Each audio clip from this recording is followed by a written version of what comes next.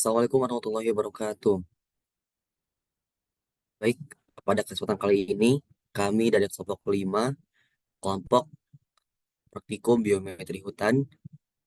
Di sini, insya Allah kita akan mempresentasikan hasil dari praktikum kita pada minggu kedua, ketiga, dan keempat, yaitu pengukuran diameter LBDS, tinggi dan volume pada pohon yang tegakkan. Di sini, kita ada 7 orang dalam kelompoknya.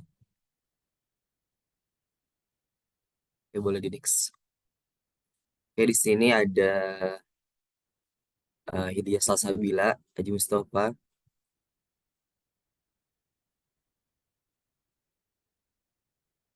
udah ada Nuha Hanina, ada Diana Putri, ada Sayufu, ada Hovan, Widraya, dan Fajar Nugraha, dan Nada Salma Nabila.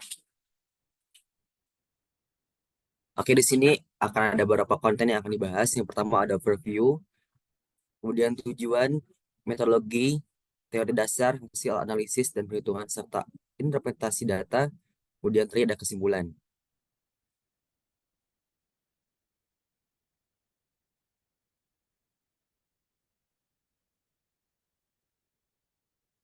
Oke, mungkin kita langsung saja masuk ke prestasinya. Boleh dimulai oleh teman-teman, kita sama-sama untuk memulai prestasi tersebut.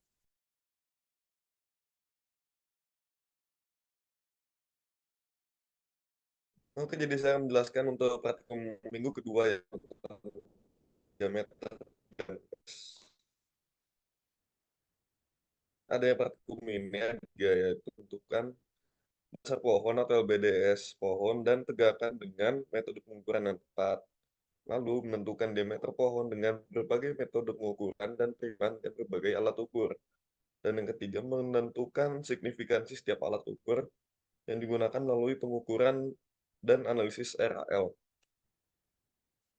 Oke, kemudian metodologi. Yang pertama, lokasinya. Lokasi praktikum kedua kali itu terletak di sisi selatan Gedung Laptek 5C atau Herbarium dan Museum Zoologi dengan koordinat yang tercantum sebagai berikut. Lalu ada runa lingkungan dari 4 armata angin dengan alat bahan yaitu pita ukur keliling, P-band, Biltmore stick, meter lead stick, kompas Brunton, tali rafia, handphone, infraboard, spidol permanen, paku payung, dan rollmeter. Jadi teori yang mencakup pada praktikum ini yaitu pengukuran DBH, yaitu pengukuran langsung keliling pohon dengan pita ukur yang dilingkarkan pada ketinggian dada atau DBH sekitar 1,3 meter dari permukaan tanah dan kemudian dibagi dengan nilai V. Sedangkan untuk V-band, serupa dengan pita ukur, dirancang untuk pengukuran diameter dengan lebih cepat dan mudah, terutama pada pohon-pohon besar. Dan bitter lead stick digunakan dalam metode sampling untuk menentukan densitas pohon dalam suatu area tanpa perlu mengukur setiap pohon secara individu. Lalu kita lanjut dengan cara kerja. Jadi cara kerja dibagi menjadi 4 alat. Ada cara kerja dengan P-band, Biltmore stick, lalu pengukuran LBDS dengan menggunakan plot tetap, dan pengukuran LBDS tanpa plot atau plotless. Mungkin bisa dilanjutkan oleh teman saya.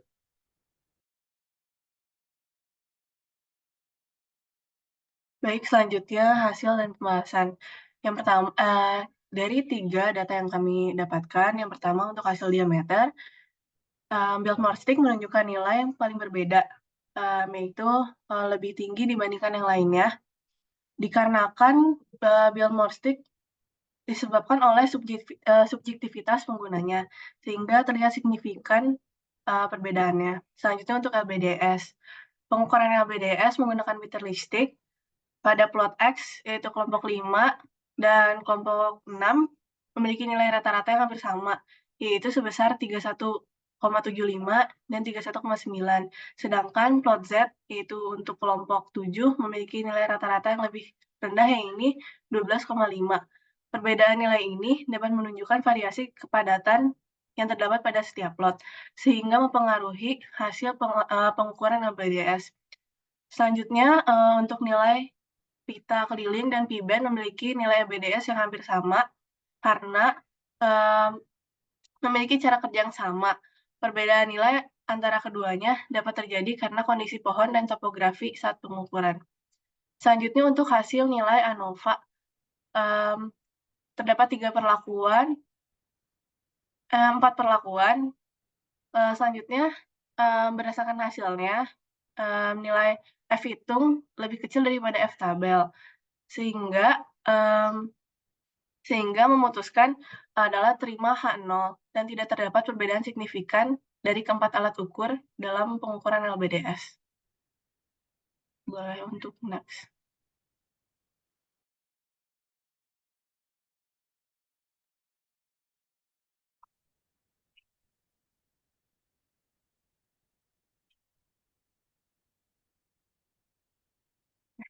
Untuk kesimpulannya, kita mendapatkan 3 kesimpulan. Yang pertama adalah pengukuran diameter pohon dapat dilakukan menggunakan pita ukur, P-band, dan Bitmostic. Metode pengukuran dilakukan sekali, kecuali untuk Bitmostic sebanyak 2 kali. Yang kedua, pengukuran LBDS pohon dan tegakan dapat dilakukan dengan menghitung luasnya dari diameter yang didapat, terkecuali untuk Bitterlistic yang menghitung jumlah pohon in, out, dan borderline. Selanjutnya, untuk kesimpulan yang ketiga, melalui hasil analisis RAL diperoleh kesimpulan bahwa seluruh alat, pita ukur, P-band, dan Bitmostic maupun Bitterlistic dapat membantu dalam mengukur diameter pohon hingga menghitung LBDS pohon maupun tegakan. Hal ini dikarenakan analisis RAL membuktikan bahwa tidak ada alat yang menunjukkan perbedaan yang terlalu signifikan dari hasil pengukuran masing-masing alat. Mungkin selanjutnya bisa dilanjutkan untuk praktikum ke-3.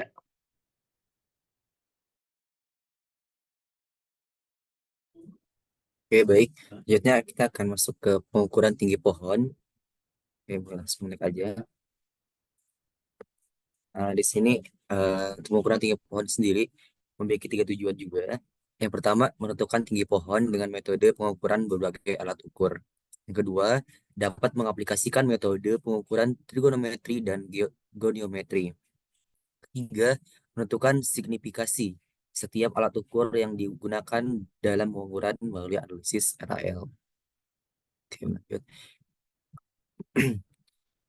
Metodologi yang digunakan di sini yang pertama ada lokasi, di mana lokasinya tuh yang kayu.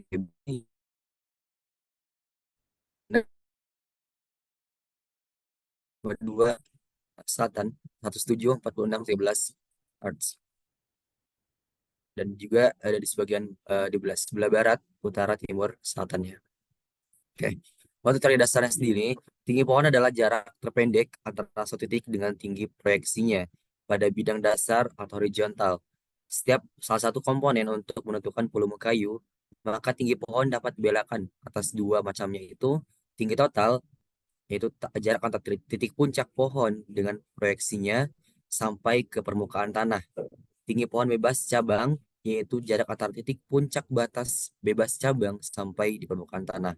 Kemudian untuk alat dan bahan yang digunakan pada pengukuran tinggi pohon praktikum ini adalah yang pertama ada lor meter, galah 4 meter, piston meter, walking stick, haga hypsometer, clinometer, dan handphone.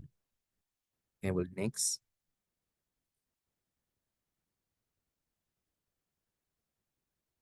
Oke, kemudian untuk cara kerjanya, di sini ada 3 tipe. Yang pertama ukuran diameter pohon, pengukuran LBDS tegakan dengan plot, pengukuran LBDS tegakan tanpa plot dengan plot.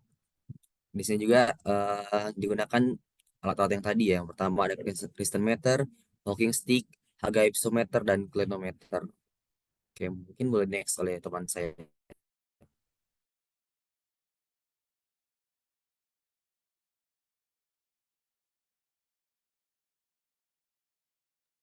Oke, mungkin masuk ke hasil dan pembahasan. Yang pertama ada tinggi total pohon dan tinggi bebas cabang. Di mana berdasarkan grafik, tinggi yang didapatkan untuk mencari tinggi total dan tinggi bebas cabang tanpa cabang menggunakan alat Kristen meter terbilang lebih rendah dibandingkan alat lainnya. Hal ini bertentangan dengan penelitian yang dilakukan oleh Mutia Maharma dengan judul pengukuran tinggi pohon. Perbedaan data tersebut merupakan nilai pengukuran yang menunjukkan bahwa nilai tinggi yang didapatkan berbeda, menunjukkan adanya variabilitas dalam pengukuran yang dapat dipengaruhi oleh faktor manusia serta ketelitian alat itu sendiri. Selain itu, penelitian lain menunjukkan bahwa ketika mengukur tinggi pohon, di mana dasar dan puncak pohon terlihat dengan jelas dengan instrumen yang ada cukup memadai untuk sebagian besar aplikasi. Namun, varian dan bias dari estimasi tinggi dapat menjadi besar untuk pohon tinggi dalam tegakan yang padat atau untuk pohon yang memiliki puncak yang tidak terlihat jelas. Kemudian pengukuran waktu penggunaan alat. Berdasarkan grafik, waktu pengukuran bervariasi tergantung pada alat yang digunakan dan pohon yang akan diukur. Alat yang memberikan waktu pengukuran, terutama untuk mengukur tinggi pohon, yaitu menggunakan klinometer. Pohon 4 dan pohon 5 memiliki waktu yang mirip dengan semua alat, yang menunjukkan bahwa pohon ini tidak terlalu dipengaruhi oleh alat yang digunakan. Pohon 2 memiliki waktu pengukuran yang rendah dengan harga hypsometer, tetapi memiliki waktu yang tinggi dengan klistometer, yang menunjukkan bahwa pohon ini sensitif terhadap alat yang digunakan. Penggunaan klinometer menghabiskan waktu lama diakibatkan nilai yang didapatkan berupa derajat, sehingga perlu mengkonversinya dengan menggunakan rumus tinggi sama dengan jarak datar dikali tan alfa ditambah tan beta. Sedangkan dengan menggunakan alat lain, nilai yang didapatkan langsung berupa meter.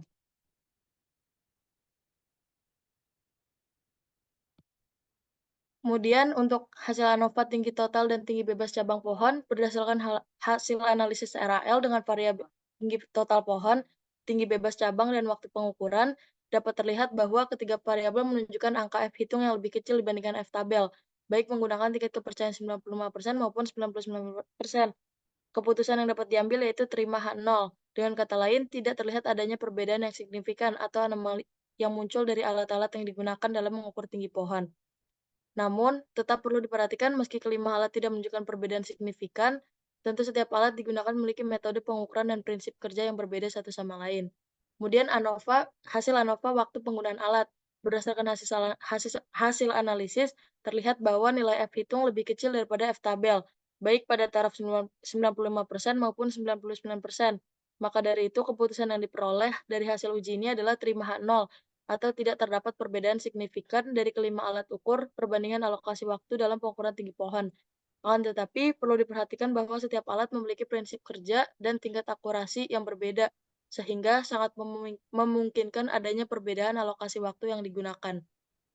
Boleh dilanjut.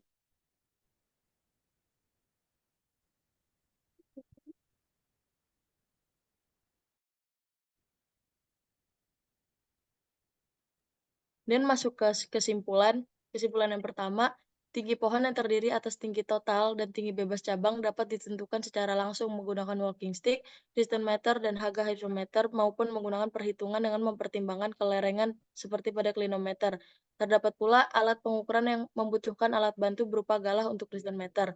Kesimpulan kedua, metode pengukuran yang digunakan, baik trigonometri maupun goniometri, dapat digunakan untuk mengukur tinggi pohon dengan kelebihan dan kekurangan masing-masing. Pengukuran dengan metode trigonometri sangat dipengaruhi oleh jarak datar pengukuran dengan pohon yang dituju dengan prinsip sudut segitiga siku-siku. Sebaliknya, metode goniometri tidak dipengaruhi oleh jarak datar maupun sudut dan menggunakan prinsip kesebangunan segitiga. Kesimpulan yang ketiga, hasil analisis RAL yang dilakukan terhadap tinggi total, tinggi bebas cabang, dan waktu pengukuran menunjukkan perbedaan hasil pengukuran dan alokasi waktu pada setiap alat yang digunakan, namun tidak terlalu signifikan sehingga tidak menghasilkan anomali. Terlihat dari hasil perhitungan nilai F yang seluruhnya lebih kecil dibandingkan F tabel pada tingkat kepercayaan 95% dan 99%. Oke, mungkin bisa dilanjut untuk praktikum minggu berikutnya.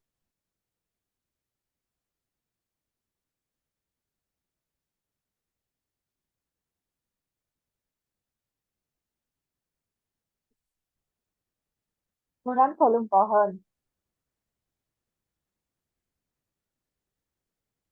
Tujuan dari praktikum ini adalah yang pertama, menentukan koordinat plot, yang kedua, menentukan volume pohon, dan yang ketiga, menentukan volume tegakan menggunakan metode plot, plotless sampling, dan tree sampling.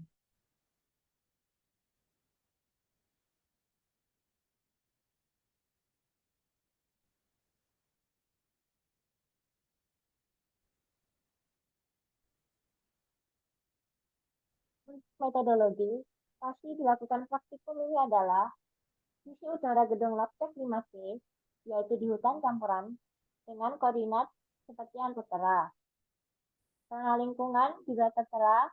Kemudian untuk cari dasar, volume pohon atau batang adalah hasil penggandaan dua ukuran dimensi, yaitu diameter atau keliling dan tinggi atau panjang. Volume suatu pohon yang masih berdiri dapat dihitung atau ditentukan dengan cara mengukur diameter dan tinggi pohon. Alat dan bahan yang digunakan pada praktikum ini untuk alat adalah beaker lipstick, GPS, harga hipsometer, handphone, V-band, voltmeter, dan tali rafia. Sementara untuk bahan yang digunakan adalah infraboard dan paku payung.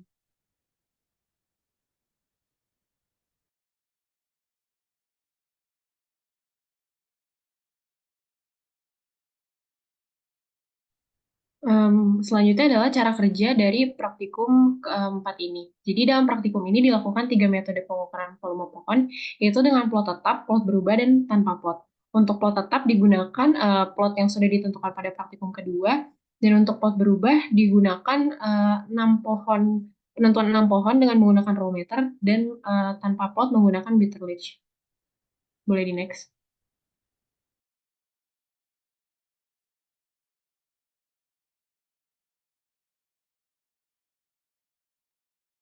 Selanjutnya adalah hasil dan pembahasan dari pengukuran volume pada praktikum keempat. Jadi pada praktikum ini, kami membandingkan plot 8 dengan plot 6 dan plot 7 dengan 3 metode pengukuran yang berbeda, yaitu plot tetap, plot berubah, dan tanpa plot. Pada plot tetap, jumlah luasannya itu tetap sebesar 0,04 hektar, sedangkan pada plot berubah itu luas plot bergantung pada jari-jari plot. Sebagai contoh, pada tapak 6 itu luasannya 0,016 hektar. Sedangkan pada metode tanpa plot, kami menggunakan luas plot 1 hektar. Jadi dari hasil perhitungan volume per plot, kemudian kami ubah satuannya menjadi per hektar agar dapat dibandingkan hasil dari ketiga metode yang berbeda tersebut. Dan kemudian signifikansi dari perbedaannya kami analisis menggunakan metode RAK. Kemudian selanjutnya ada grafik yang menjelaskan tentang volume tegakan per plot.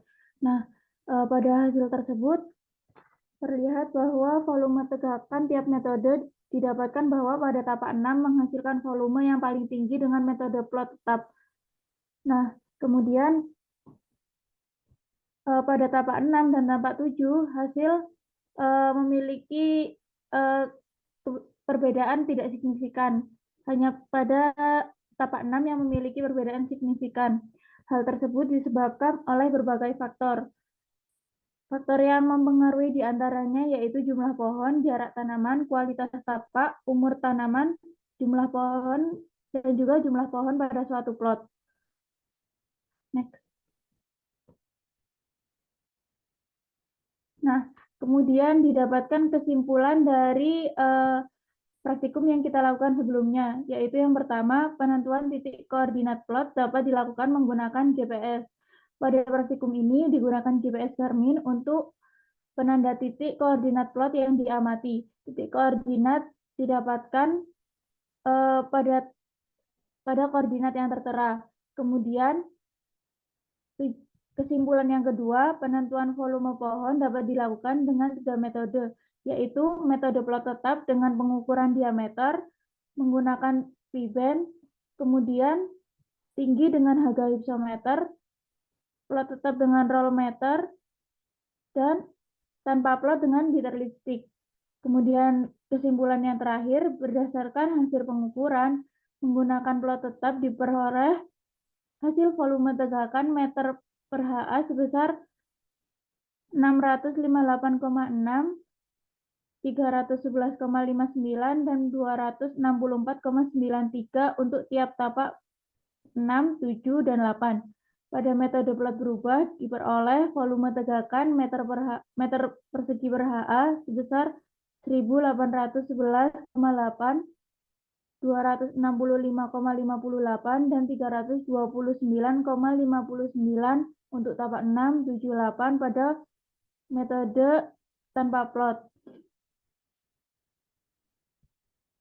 Kemudian pada metode tanpa plot diperoleh volume tegakan sebesar 509,7, 169,13, dan 474,53 untuk, dan yang terakhir 474,53 untuk per plot 6, 7, dan 8.